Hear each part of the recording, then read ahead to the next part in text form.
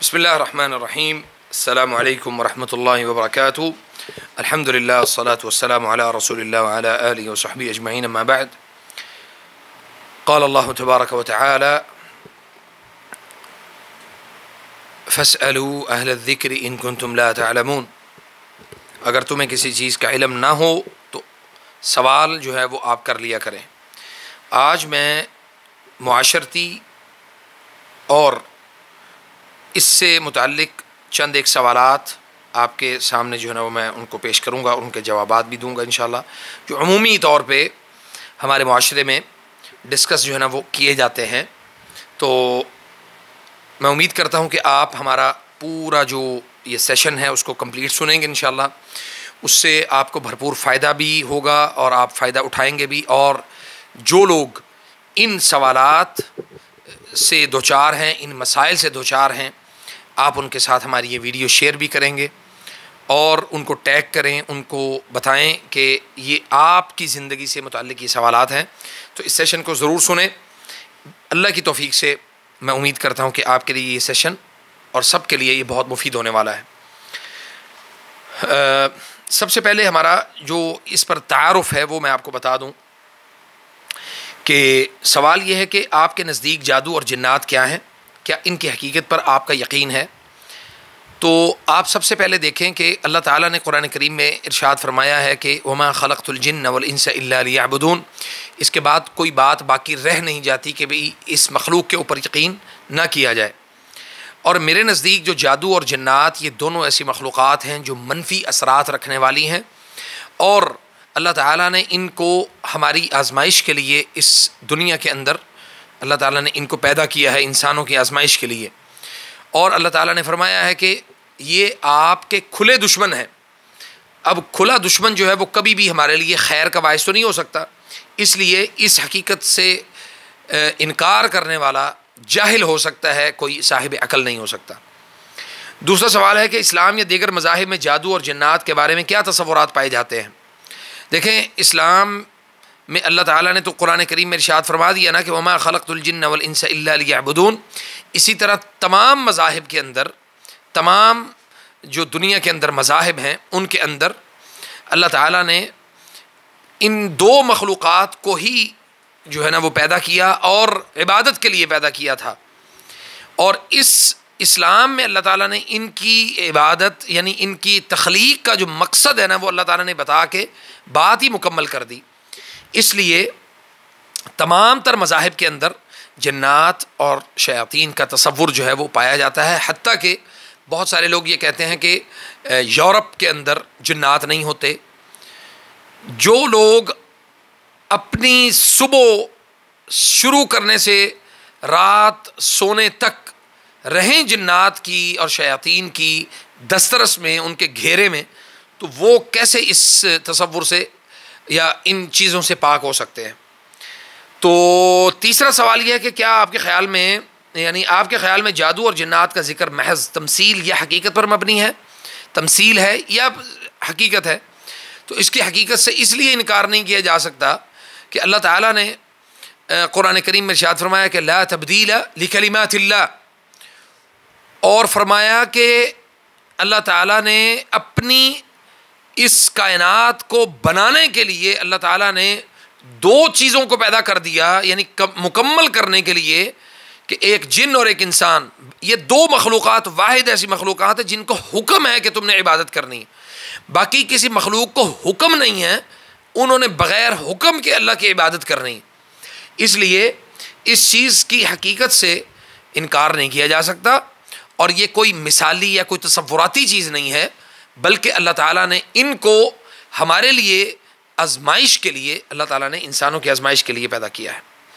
ہمارا دوسرا جو سیشن ہے وہ ہوگا کہ جس میں ہم یہ بات کریں گے انشاءاللہ کہ جادو سے متعلق ہمارے کچھ سوالات ہیں لوگوں کے، اصل میں یہ سوالات لوگوں کے ہیں، تو میں اس کے اوپر گفتگو کروں گا انشاءاللہ کہ جادو کی کون کون سی اقسام ہوتی ہیں۔ سفلی ہوتا ہے جی، کالا جادو ہوتا ہے، اور سفید جادو یا رملی جادو کہہ لیں آپ، یعنی صحرائی جادو ہوتا ہے، پانی کا جادو ہوتا ہے، چھینٹوں کا جادو ہوتا ہے، پخانے کا جادو ہوتا ہے، پیشاب کے چھینٹوں کا جادو ہوتا ہے، خون کے چھینٹوں کا جادو ہوتا ہے، دفن کیا ہوا جادو ہوتا ہے، لٹکایا ہوا جادو ہوتا ہے، مٹکے کا جادو ہوتا ہے، کچی ہانڈی کا جادو ہوتا ہے، اور اسی طرح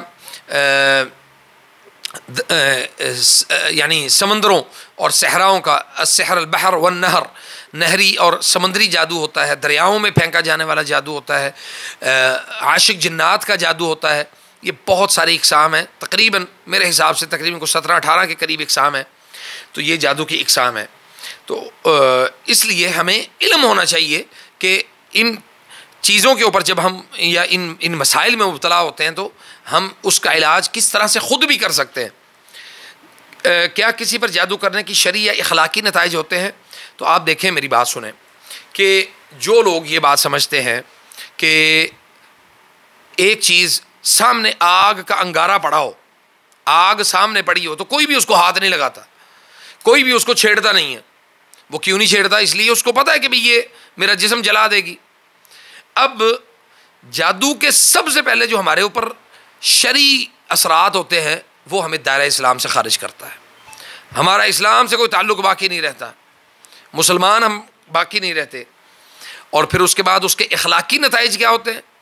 اس کے اخلاقی نتائج یہ ہوتے ہیں کہ جب معاشرے کے اندر آپ کوئی ایسا کام کریں گے جس سے معاشرے اور لوگوں اور سوسائٹی کے اندر، جس سے ہمارے معاشرہ سوسائٹی جو ہے وہ بہت زیادہ متاثر ہوتی ہے۔ اب لوگوں کے اندر کیا ہوتا ہے کہ جب آپ کسی کے اوپر جادو کرتے ہیں یا جادو کا عمل کروانے کے لیے کسی ایسے عامل اور جادوگر کے پاس جاتے ہیں تو اس کے ساتھ سب سے بڑا جو ہمارے اوپر جو اثر پڑتا ہے معاشرے میں وہ فساد کا پڑتا ہے، اور معاشرہ ہمارا اخلاقی طور پہ برباد ہو جاتا ہے جب آپ کسی ایسے شخص کے اوپر جادو کروانے کے لیے گئے جو بے قصور تھا، اور اگر کوئی شخص قصوروار بھی ہو تو اس کے اوپر یہ عمل نہیں کروانا چاہیے، کیونکہ عمل جو ہے نا یہ 100% قرآن اور سنت کے مخالف ہے اور اللہ اور اللہ کے رسول صلی اللہ علیہ وسلم کے بتائے ہوئے دین سے انسان کو خارج کر دیتا ہے۔ اور اسی طرح ہم آ جاتے ہیں کہ کیا جادو واقعی کسی شخص کی زندگی یا صحت کو متاثر کر سکتا ہے؟ اس کے لیے تو میں اگر اپنی زندگی کا نچوڑ یا اپنے 18-19 سال کا جو میرا تجربہ ہے میں آپ لوگوں کے سامنے بیان کروں تو میں نے بے شمار لوگوں کو جادو کے سبب سے، موت اللہ کے حکم سے ہے لیکن اس کے لیے موت کا کچھ سبب جو ہے نا وہ ضرور بنتا ہے، تو میں نے بہت سارے لوگوں کو مرتے ہوئے دیکھا ہے نظر بد سے۔ نبی صلی اللہ علیہ وسلم نے فرمایا میری امت کی اکثریت نظر بد کی وجہ سے ہلاک ہو جائے گی۔ اب نظر بد جو ہے وہ ویسے ہی ہمارے معاشرے میں اتنی زیادہ ہے کہ جب ہم نے کسی چیز کے اوپر جو نظر لگانے والا ہوتا ہے، الحاسد یتمنی زوال النعم، حاسد جو ہے نا وہ تمنا کرتا ہے کہ بھی ہم اس کی نعمت کو زوال ہو اور ہم جو ہے نا وہ یعنی اس کا سب کچھ چھن جائے اور میرے پاس سب کچھ جو ہے نا وہ آ جائے۔ تو اس حوالے سے ہم نے بہت سارے لوگوں کو مرتے ہوئے دیکھا ہے۔ تو جادو جو ہے نا وہ زندگی کو بھی متاثر کرتا ہے اور صحت کو بھی متاثر کرتا ہے۔ اب اس میں السحر المرض جو ہے نا وہ ایک ایسی بیماری ہے سبحان اللہ کہ جس کے متعلق واضح طور پہ یہ علامات موجود ہیں کہ آپ ڈاکٹر کے پاس گئے بیماری کے علاج کے لیے، ڈاکٹر نے کہا جی آپ یہ ایکس رے کروائیں گے، الٹرا ساؤنڈ کروائیں گے، سب کچھ کروائیں، وہ سب کچھ کلیئر آ رہا ہے لیکن مریض پھر وہیں کا وہیں کھڑا ہوا ہے، تو دیٹس مین کہ وہ جادو کا مسئلہ ہے یا نظر بد کا مسئلہ ہے۔ لازمی نہیں ہے کہ جادو ہی ہو، اس میں نظر بد بھی جو ہے نا وہ اپنا اثر رکھتی ہے۔ اب نظر بد جو ہے وہ عمومی طور پہ اگر دیکھیں تو ہر بڑے چھوٹے اور جوان بوڑھے، حتیٰ کہ سبحان اللہ نظر بد کے متعلق تو بہت ساری ایسی تفصیلات میں نے پہلے بھی بیان کی ہیں کہ جیسے بچپن میں اکثر ہم نے سنا ہے نا کہ بچوں کو نظر لگتی ہے، اسی طرح بڑھاپے میں بزرگوں کو بڑی نظر لگتی ہے۔ بزرگ جو ہے نا وہ کام کاج بھاگ دوڑ صحت مند ہوتے ہیں تو وہ اپنے معاملات میں یعنی بھاگ دوڑ کر رہے ہوتے ہیں تو لوگ یا ان کے اقارب جو رشتہ دار ہوتے ہیں وہ کہتے ہیں دیکھو اب ماشاء اللہ پجی پھر دی ہے، ماشاء اللہ نہیں کہتے پجی پھر دی ہے، کام کر رہی ہے، تو اس کے ساتھ پھر ان کے اوپر جو ہے نا وہ بہت زیادہ ان کو نظر لگنے کا اندیشہ زیادہ ہوتا ہے جیسے بچوں کو نظر لگنے کا اندیشہ زیادہ ہوتا ہے۔ اگلا جو ہے نا وہ سوال ہے کہ کیا جادو کا توڑ ممکن ہے، اگر ہاں تو کیسے؟ دیکھیں جادو کا توڑ ایک ہی صورت میں ممکن ہے، کوئی دوسری صورت نہیں ہے۔ پہلی ایک ہی صورت وہ یہ ہے کہ عقیدہ توحید اپنا ٹھیک کریں، اپنے عقیدے کے اندر رسول اللہ صلی اللہ علیہ وسلم کی رسالت کو اور اللہ تعالیٰ کی وحدانیت کو کوٹ کوٹ کے بھر لیں۔ نمبر ایک، کوئی انسان، کوئی ذی بشر دنیا میں آپ کو کوئی نفع یا نقصان نہیں دے سکتا۔ نبی صلی اللہ علیہ وسلم نے فرمایا کہ اگر ساری دنیا مل کے تمہیں نقصان پہنچانے پہ آ جائے تو نقصان نہیں دے سکتی الا کہ اللہ تعالیٰ نے تیرے مقدر میں لکھا ہو. اور ساری دنیا مل کے تجھے نفع دینے پہ آ جائے تو تجھے نفع نہیں دے سکتی الا کہ اللہ نے تیرے مقدر میں لکھا ہو. یہ تو ہے عقیدہ. اب جادو جو ہے وہ بذات خود آپ کی زندگی کو متاثر نہیں کرتا کہ جی ادھر جادو کروایا اور ادھر جناب اگلا بندہ زمین پہ لیٹ گیا. ایسا نہیں ہے. یہ اللہ کی طرف سے ایک جس طرح ہم ہارٹ اٹیک ہے یا دوسری بیماریاں ہیں, تیسری بیماریاں ہیں, ان بیماریوں کی طرح یہ بھی ایک بیماری ہے. اور اس بیماری کے علاج کے لیے اللہ تعالیٰ نے قرآن کریم کو نازل کیا. رسول اللہ صلی اللہ علیہ وسلم نے اپنی زندگی میں دعائیں بتائیں. اللہ تعالیٰ نے ہمیں قرآن کریم میں بے شمار دعائیں بتائیں. تو بنیادی طور پہ میں یہ سمجھتا ہوں کہ روحانی مرض یعنی جادو کا مرض جو ہے وہ انسان کے اوپر جب آتا ہے تو وہ اگر اللہ کے قریب ہو گیا تو سمجھ لیں کہ وہ اس کی زندگی کو خالص اللہ کی رضا کے لیے اللہ تعالیٰ نے اس کو اپنے قریب کرنے کے لیے عمل اللہ نے اس کے اوپر کیا. چونکہ بیماری میں ہم بہت ساری چیزیں چھوڑتے ہیں نا, پرہیز کرتے ہیں. کوئی کینسر ہو جائے یا کوئی بلڈ پریشر کا مسئلہ ہے یا کوئی شوگر کا مسئلہ ہے تو ہم اس میں بہت ساری چیزیں چھوڑ دیتے ہیں. اسی طرح جب روحانی مرض ہمارے اوپر مسلط ہوتا ہے تو ہم بہت سارے ایسے کبیرہ گناہ جو ہے وہ چھوڑ دیتے ہیں جس کا ہماری روح کے اوپر اثر ہوتا ہے. اب ہم نے وہ ان کبیرہ گناہوں کو چھوڑا, اللہ نے میرا روحانی مرض ختم کر دیا. تو یہ اللہ تعالیٰ نے زندگی کو بیلنس رکھنے کے لیے اس کا جو تعلق ہے وہ اللہ تعالیٰ نے رکھا ہے.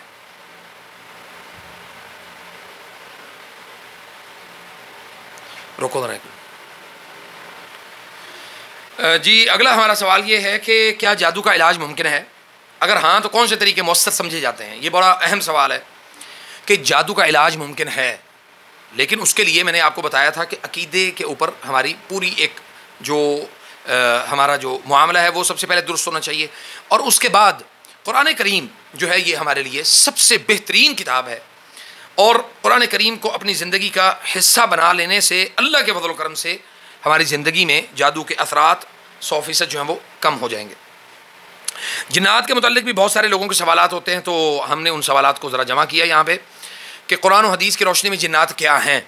قرآن و حدیث کی روشنی میں جنات ایک مخلوق ہیں, سوائے مخلوق کے اللہ تعالیٰ نے کسی اور اس کے اوپر ان کو کوئی فوقیت نہیں دی.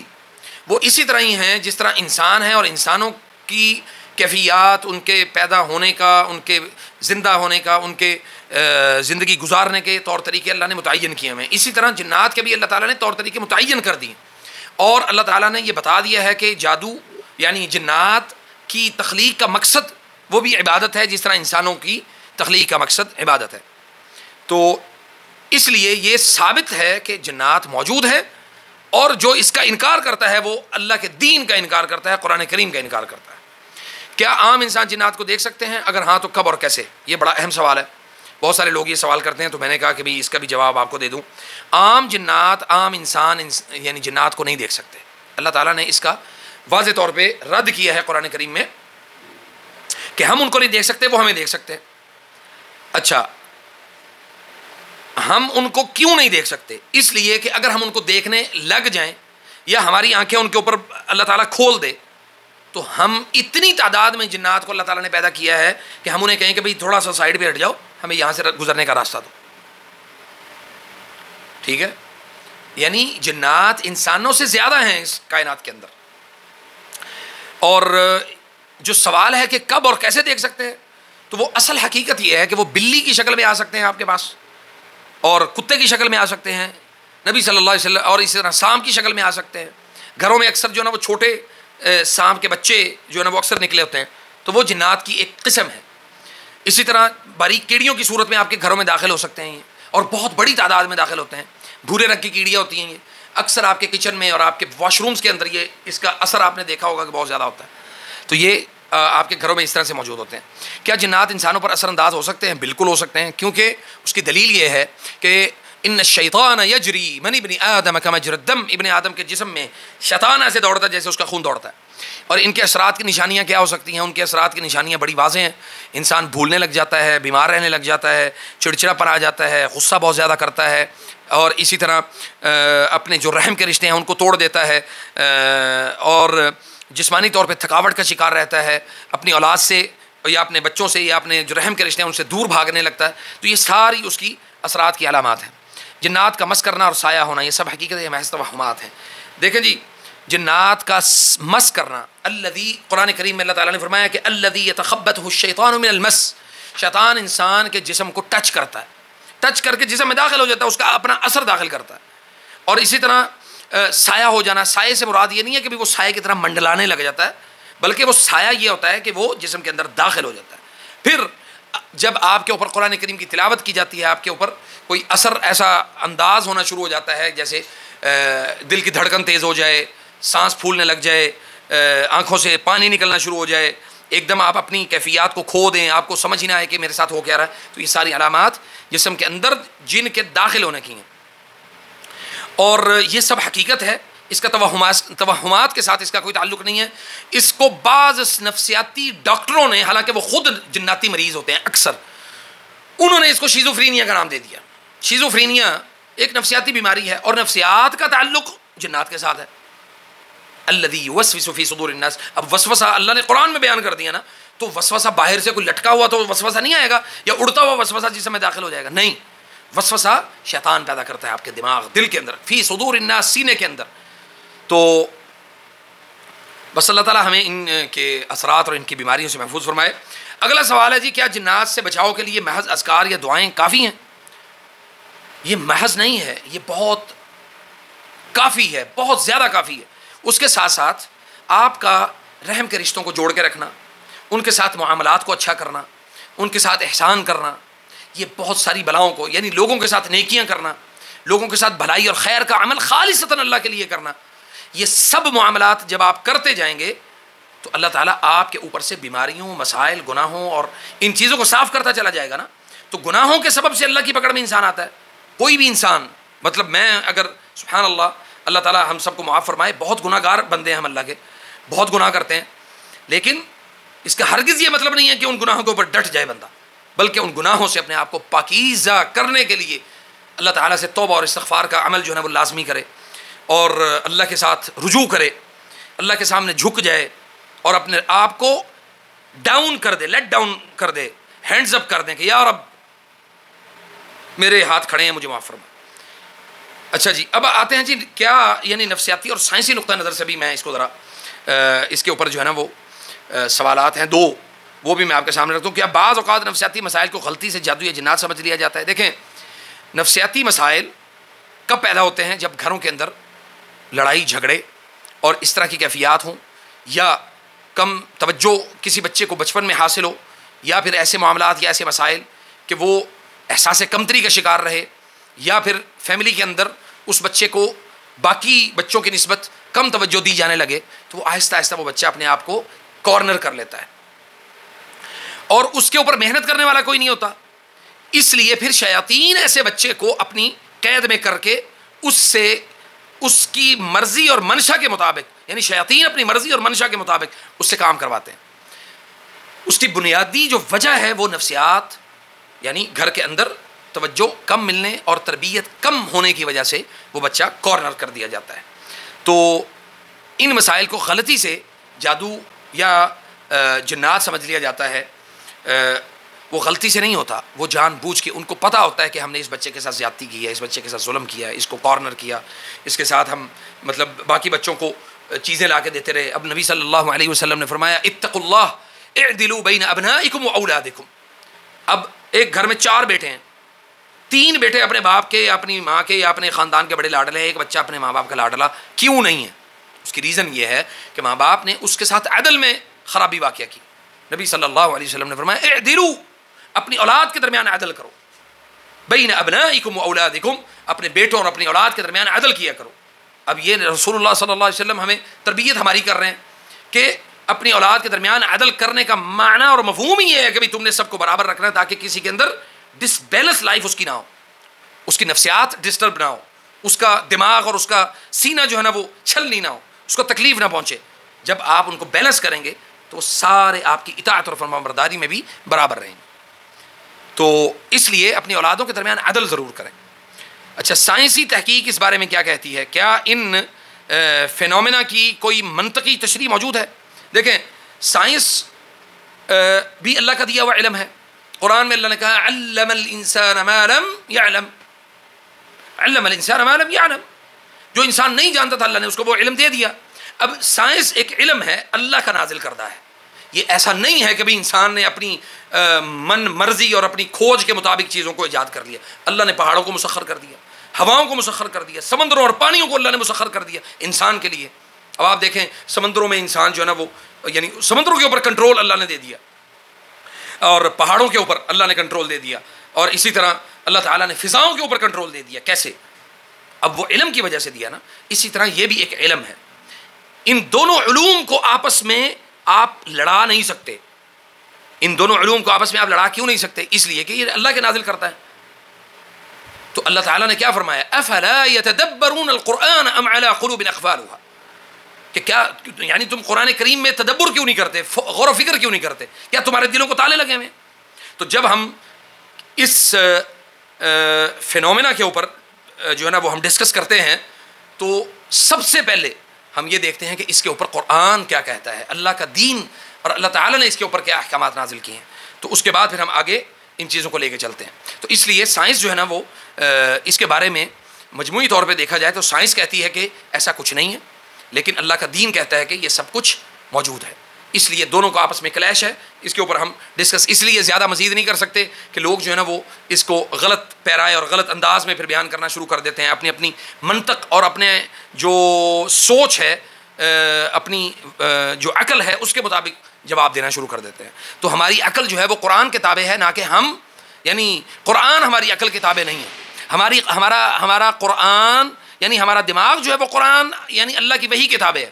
اس لیے اللہ تعالیٰ نے ہمارے اوپر یہ ذمہ داری لگائی ہے کہ ہم اللہ کی زمین پر تدبر، غور و فکر کریں، قرآن کریم میں غور و فکر کریں۔ یہ نہیں کہا کہ آپ نے ٹیکنالوجیا میں جو ہے نا وہ آپ نے اس میں غور و فکر کرنا ہے۔ ٹیکنالوجی میں غور و فکر قرآن کریم کی نسبت سے ہوگا۔ قرآن کریم کی وجہ سے آپ ٹیکنالوجی حاصل کریں گے، قرآن کریم کی وجہ سے آپ اللہ کے دیے ہوئے علوم حاصل کریں گے، قرآن کریم کی وجہ سے آپ اللہ کے بھیجے ہوئے پیغمبر اور رسولوں کی بارے میں آپ قرآن کریم سے حاصل کریں گے۔ جو کچھ حاصل کرنا ہے اللہ کے قرآن سے حاصل کریں۔ اچھا جی، اب اس میں بڑا اہم سوال ہے سماجی اور ثقافتی پہلو اس کا کیا ہے۔ معاشرے میں جادو ٹونے سے متعلق پھیلنے والی کہانیاں کتنی حقیقت پر مبنی ہوتی ہیں؟ دیکھیں، میں نے ابھی یہ کہا ہے کہ جتنا جس کا علم ہے وہ اتنا ہی اس کے اوپر گفتگو کرے گا، ٹھیک ہے؟ تو بہت سارے لوگ ہیں اس کے اوپر اس کا انکار کر کے ایک سائڈ پہ ہٹ جاتے ہیں، ان کو پتہ ہی نہیں ہوتا، کسی چیز کا علم ہی نہیں ہے، وہ اپنی منطق اور اپنی عقل کو جو ہے نا وہ سامنے رکھ کے بیان کر رہے ہوتے ہیں۔ تو جو لوگ اپنی عقل کی پیروی کرتے ہیں وہ قرآن کریم ان کی سمجھ سے باہر ہے، کیونکہ وہ قرآن کو سمجھنا نہیں چاہتے۔ اللہ نے کیا فرمایا قرآن کریم میں کہ اللہ نے قرآن کریم کو آسان زبان میں نازل کیا ہے، آسان فہم قرآن کریم ہے، اس کو عجمی بھی یاد کر سکتا ہے، اس کو عربی بھی یاد کر سکتا ہے، تو اس کے لیے کوئی وہ نہیں ہے۔ اب اللہ تعالیٰ نے اس کو تو نازل کری، وَلَقَدْ يَسَّرْنَا الْقُرْآنَ لِلذِّكْرِ فَهَلْ مِن مُدَّكِرٍ، یہ اللہ نے فرمایا یسرنا القرآن، قرآن آسان ہے۔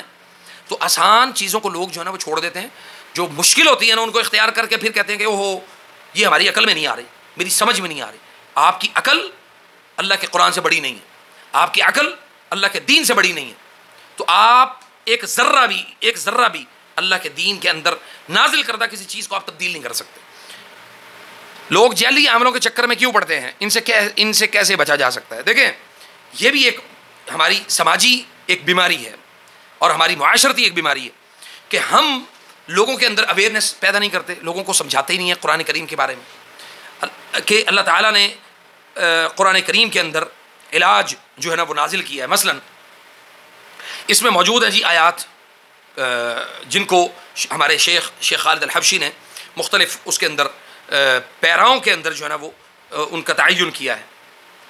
تو اس میں آیات السحر، آیات الحسد، آیات العین، آیات القہر، آیات الجبال یعنی پہاڑوں کے متعلق، اور اسی طرح آیات الکواکب والنجوم، آیات المشی، آیات المشا والرجل، یعنی یہ اللہ نے اس انسان کو فہم دیا، اس بندے نے جادوؤں کی اقسام کے مطابق قرآن کریم میں سے وہ آیات کو چیپٹر وائز جو ہے نا وہ سیٹ کر دیا۔ اب یہ چھوٹا کام نہیں کیا، بہت بڑا کام کیا۔ تو جب آپ اس کے مطابق آپ علاج کرتے ہیں تو اللہ کے فضل سے آپ سیٹ ہو جاتے ہیں۔ تو اس لیے جب لوگوں کو اس چیز کا علم ہی نہیں ہوگا، حتیٰ کہ عاملوں اور جعلی اور گندے اور غلیظ پلید عاملوں کو بھی ان چیزوں کا علم نہیں ہوگا، تو لوگ جیسے عامل ویسے ان کے مرید جیسے پیر ویسے مرید. ٹھیک ہے, ان سے پوچھ لیں لا الہ الا اللہ کی تعریف کیا ہے تو ان کو کچھ نہیں معلوم. ان سے پوچھ لیں کہ قرآن کریم میں اللہ تعالیٰ نے کس جگہ پہ شفا کی جو آیات نازل کی ہیں انہیں نہیں معلوم. لا الہ الا اللہ کی شرائط کیا ہیں انہیں نہیں معلوم. اس لیے لوگوں کا جعلی عملوں کے پاس جانے کا جو معنی اور مفہوم ہے وہ بڑا واضح ہے. ان سے بچنے کا ایک ہی طریقہ ہے کہ خود قرآن کریم کو سیکھیں, قرآن کریم کو خود اپنی زندگی کا طور طریقہ اوڑھنا بچھونا بنائیں, اس سے جڑ جائیں. اللہ تعالیٰ نے قوموں کو اس قرآن کی وجہ سے اللہ تعالیٰ نے عزت دی, اور اسی قرآن کو چھوڑنے کی وجہ سے اللہ تعالیٰ نے قوموں کو ذلت دی. تو جب ہم نے قرآن کو چھوڑا ہے ہمیں صلی اللہ علیہم ذلہ, اللہ تعالیٰ نے ہمارے اوپر ذلت ہی مسلط کی. میڈیا اور فلموں نے جادو جنات کے موضوع کو کس طرح پیش کیا؟ کیا یہ حقیقت سے قریب ہے یا محض سنسنی خیزی ہے؟ دیکھیں, میڈیا کا ایک بہت بڑا کردار ہے اس 2 نمبری پیری فقیری کے جادو کو دکھانے میں. خاص طور پہ ہمارے ڈراموں کے اندر, پاکستان کے ڈراموں کی میں بات کر رہا ہوں. اکثر ڈراموں میں جو ہے نا وہ لڑکی اپنے محبوب کو حاصل کرنے کے لیے پیر صاحب کے آستانے پر جا رہی ہے, اور پیر صاحب اس کو کہہ رہے ہیں کہ یہ تعویذ پکڑو اور اس کو پکڑ کے جناب فلاں جگہ پہ اس کو دفن کر کے آؤ, فلاں جگہ پہ جا کے اس کو رکھ کے آؤ. اب پیر صاحب جو ہے نا وہ اپنے سارے کام چھوڑ کے, اپنی گدی کے سارے کام چھوڑ کے نا وہ اس مریدنی کے پیچھے لگ گئے ہیں. وہ آئی کسی اور کو پھنسانے کے لیے تھی, پیر صاحب نے اس کو پھنسا لیا. ٹھیک ہے, تو یہ میڈیا اور فلموں کا یہ کردار ہے کہ جادو اور جنات کے متعلق جو ان کے موضوعات سیٹ ہوتے ہیں وہ ان کے اندر بھی کوئی اسلام نہیں ہوتا, ان کے اندر بھی کوئی قرآن اور حدیث کی کوئی بات نہیں ہوتی. ان کے اندر بھی یہ جو پروموشن ہے یہ بابوں اور پیروں اور فقیروں کی وہ زیادہ دکھائی جاتی ہے. تو اس میں حقیقت جو ہے نا وہ زیادہ نہیں ہوتی. وہ صرف سنسنی زیادہ پھیلانے کے چکر میں اپنی, چونکہ ایک چیز کو جتنا آپ سنسنی خیز بنائیں گے اتنا زیادہ لوگ اس کی طرف اٹریکٹ ہوں گے. اب ہم بہت ساری ویڈیوز جو ہے نا وہ ایسی اپلوڈ کرتے ہیں, اس میں ہمیں سنسنی پھیلانی نہیں آتی, ہماری ویڈیو وائرل ہی نہیں ہوتی. اور ایک چیز اگر ہم سنسنی والا جو تھم نیل بنا کے اور اس طرح کی چیزیں ہم بنا کے اپلوڈ کر دیں وہ جناب ایسے وائرل ہوں گی. اور دوسری بات اس میں سب سے اہم یہ ہے کہ سبحان اللہ کہ اگر ہم مثال کے طور پہ کوئی فحش ویڈیو بنا کے اپلوڈ کریں نا تو وہ زیادہ وائرل ہوتی, وہ زیادہ لوگ دیکھتے ہیں. لیکن جو معلوماتی ویڈیو ہوگی جس کے اندر آپ کی زندگی کا نچوڑ ہوگا وہ ویڈیو لوگ پسند ہی نہیں کریں گے. اس کی ریزن صرف یہ ہے کہ لوگوں کو وہ چاہیے ہی نہیں ہے جو ہم دے رہے, لوگوں کو وہ چاہیے جو ہم نہیں دے رہے. ٹھیک ہے, تو اس لیے اللہ تعالیٰ ہمیں عافیت سے رکھے. میں اچھا جی, آخر میں 2-3 سوالات باقی ہیں, پھر انشاءاللہ بات کو ختم کرتے ہیں کہ کیا آپ کے پاس کوئی ذاتی سنسنی خیز کہانی موجود ہے جو جنات سے یا جادو سے متعلق ہو؟ بے شمار کہانیاں موجود ہیں. میں نے ایک سلسلہ شروع کیا تھا کہ ہمارے ساتھ پیش آنے والے واقعات کو جو ہے نا وہ سٹیپ بائی سٹیپ ہم ریکارڈ کریں گے اور لوگوں کو ہم بیان کریں گے. انشاءاللہ لوگوں کو بتائیں گے کہ ہم نے اس واقعے سے کیا سیکھا. تو انشاءاللہ یہ سلسلہ بھی ہم اس کو جاری کریں گے. ہاں, ایک واقعہ جو ہے نا وہ بڑا ضروری ہے, وہ میں بتانا چاہتا ہوں کہ ایک ماں جو ہے وہ اپنی بیٹی کو لے کے ایک قبرستان میں جاتی ہے. ٹھیک ہے, اور اس کو جا کے کہتی ہے, اور یہ واقعہ آنکھوں دیکھا ہے, ایک قبرستان میں جا کے اس کو کہتی ہے کہ اس جگہ پہ آپ نے نہانا ہے. اچھا, بیٹی کا مقصد یہ ہے جا کے وہاں پہ کہ وہ کہتی ہے کہ میں نے نہانا اس لیے ہے کہ میں نے محبوب کو قدموں میں لانا ہے. محبوب قدموں میں کیسے آئے گا جی؟ محبوب قدموں میں ایسے آئے گا کہ آپ, یہ عامل نے یہ گند بنا کے دے دیا اسے, اس نے کہا کہ بھئی آپ جا کے نہاؤ اور قبر پہ بیٹھ کے نہانا. اپنی آنکھوں سے دیکھا اس کو نہاتے ہوئے, ماں اور بیٹی دونوں کو. شام کا, مغرب کے قریب کا ٹائم تھا. تو وہاں پہ ایک گورکن تھا, اس کو میں نے کہا کہ بھئی ہم نے نا اس کو پکڑنے جانا ہے, اس کو پکڑیں, اس کو ذرا اس کی طبیعت صاف کریں. اس نے کہا بھائی جان آپ نے گند میں وٹا مارنا نا, پتھر ماریں گے آپ تو چھینٹے آپ کے اوپر پڑیں گے, آپ ان کو جانے دو. ان جیسی کئی عورتوں کے اس طرح کے کام جو ہے نا وہ روزانہ کی بنیاد پہ ہوتے ہیں اس قبرستان میں. تو یہ ایک قبرستان کی کہانی ہے. کئی قبرستانوں کے اندر ہمارے ہاں پاکستان کے اندر, خاص طور پہ انڈیا پاکستان کے اندر یہ غلاظت اور گند جو ہے نا وہ یہ بھر بھر کے کوٹ کوٹ کے موجود ہے یہاں پہ. اس موضوع پر عوام میں شعور کیسے بیدار کیا جا سکتا ہے, بڑا اہم سوال ہے. اس کے لیے کلاسز کا آغاز کریں, اپنے گھروں میں قرآن کریم کو ترجمے سے پڑھیں, تلاوت کریں, اور اپنے گھروں کے اندر اپنے بچوں کے اندر اویئرنیس پیدا کریں. اس طرح کے موضوعات کے اوپر بچوں کو جو ویڈیوز ہیں وہ دکھائیں, اپنی فیملی کو ویڈیوز دکھائیں, اپنی بچوں کو اس کے اوپر اویئر کریں, ان کو بتائیں کہ بھئی معاشرے کے اندر کتنا گند پھیلا ہوا ہے. تو ایک تو یہ طریقہ کار ہے. اور دوسرا, عوام کے اندر جب یہ شعور پیدا ہو جائے گا نا کہ یہ عامل یعنی جس شخص کے نام کے ساتھ عامل لکھا ہوا ہے نا وہ سمجھ لے جادوگر ہے. جس نے ماں کا نام پوچھا وہ جادوگر ہے. جس نے آپ کا لباس یا آپ کے کپڑے یا کوئی چیز طلب کی ہے وہ جادوگر ہے. ناخن اور سر کے بال طلب کرنے والا جادوگر ہے. یہ موٹی موٹی چند ایک چیزیں آپ کو میں اکثر بتاتا رہتا ہوں. جس نے ماں کا نام پوچھا نا وہ امام کعبہ ہی کیوں نہ ہو وہ جادوگر ہے. اس کا تعلق اسلام کے علاج کے ساتھ ہرگز نہیں ہے. بڑی واضح طور پہ بات ہے. اور آخر میں آپ نوجوان نسل کو اس موضوع سے متعلق کیا پیغام دینا چاہیں گے؟ جی میرا پیغام یہ ہے اور ہمارا پیغام شروع سے یہ رہا ہے اللہ کے فضل سے کہ اللہ تعالیٰ نے ہمیں اپنی عبادت کے لیے پیدا کیا. وما خلقت الجن والانس الا لیعبدون. اور اپنے نمازوں کو ٹھیک کریں, اپنی تلاوت کو ٹھیک کریں, اپنے حقوق کی جو ہے نا وہ پہچان کریں کہ آپ کے حقوق کیا ہیں, آپ کے لوگوں کے اوپر حقوق کیا ہیں, لوگوں کے آپ کے اوپر حقوق کیا ہیں, بہن بھائیوں کا رحم کے رشتوں کا آپس میں تعلق جو ہے نا وہ کیا ہے. تو جب ہم ان چیزوں کو بہتر کرنا شروع کریں گے اللہ کی رضا کے لیے, آپ نے کوئی بھی کام کر رہے ہیں, اپنے بھائی کو پانی کا گلاس پلایا وہ اللہ کے لیے پلائیں, اس لیے نہ پلائیں کہ بھائی وہ آپ کو جو ہے نا کوئی ریٹرن میں آپ کو کوئی وہ کوئی چیز فراہم کرے گا. آپ اس کے اوپر کوئی 1 روپے کا احسان کر رہے ہیں نا اللہ کے لیے کریں. اپنی بیوی کے منہ میں نوالا ڈال رہے ہیں تو وہ اللہ کے لیے کہ میں تیری خوشنودی کے لیے نہیں, میں اللہ کی خوشنودی کے لیے, اللہ کی رضا کے لیے تیرے ساتھ یہ نیکی کر رہا ہوں. تو جب ہم یہ کام شروع کریں گے تو اللہ تعالیٰ آپ کے ہمارے رزق کے دروازے بھی اللہ کھول دے گا, آسانیاں پیدا کر دے گا. لوگوں کے ساتھ جیسے جیسے ہم خیر کے دروازے کھولتے جائیں گے اللہ تعالیٰ ہمارے لیے بھی خیر کے دروازے کھولتا جائے گا انشاءاللہ. فجزاکم اللہ خیر. انشاءاللہ باذن اللہ اسی طرح کے سوالات لے کے ہم آپ کی خدمت میں ضرور حاضر ہوتے رہیں گے. ان سوالات سے ریلیٹڈ کوئی بھی آپ کے جو آپ اس میں اپنے کمنٹ باکس میں اس کا ضرور اظہار کریں, اس میں ضرور بتائیں کہ ہم اس میں کیا بہتری لا سکتے ہیں, کس طرح کے سوالات جو ہے نا وہ آپ کے دل اور دماغ کے اندر موجود ہیں. جب آپ کمنٹس میں ہمیں بتائیں گے تو ہم انشاءاللہ اس کے اوپر بھی فوکس کریں گے تاکہ ہم وقتاً فوقتاً ایک پروگرام جو ہے وہ ہم ہفتے میں 2 پروگرام ہمارے انشاءاللہ تعالیٰ میرا آپ سے وعدہ ہے وہ ہوا کریں گے. وہ صرف اور صرف سوالات پر مبنی ہوں گے. ٹھیک ہے, سوالات ہوں گے, ہم ان کے جوابات آپ کو دیتے جائیں گے. فجزاکم اللہ خیر. والسلام علیکم ورحمۃ اللہ وبرکاتہ.